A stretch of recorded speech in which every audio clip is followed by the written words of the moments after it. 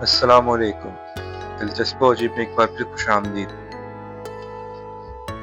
एक ज़माने में एक बूढ़ी औरत थी जिसके पास दो बड़े बर्तन थे जो उसने अपनी गर्दन पर लटकाए हुए थे।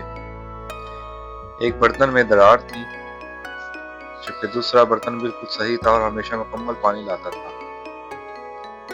2 साल तक ये रोज़ाना का मामूल रहा कि वो औरत घर में सिर्फ एक और आधे बर्तन का पानी लाती।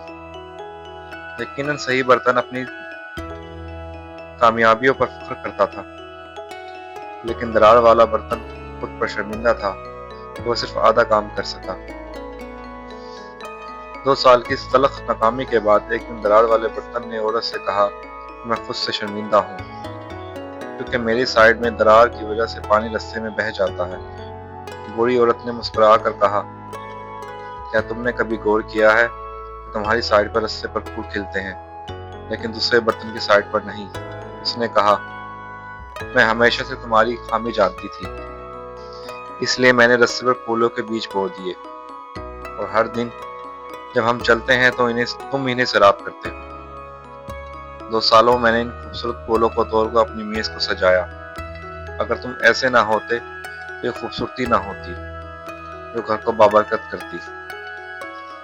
इस कहानी से हमें इस वक्त मिलता है कि हम में से हर एक की वो अपनी मुनफरिद खामी होती है, लेकिन जो दरारें और खामियां हम में हैं वो हमारी जिंदगी को साथ मिलकर दिलचस्प और इनाम देने वाली बनाती है। आपको बस हर उस शख्स की हकीकत में कबूल करना है, उसकी खूबी को तलाश करना है। उम्मीद है आज की वीडियो बस आपको पसंद आई होगी। मिलते हैं अगली वीडियो में, तब तक के लिए अल्लाह हाफिज़।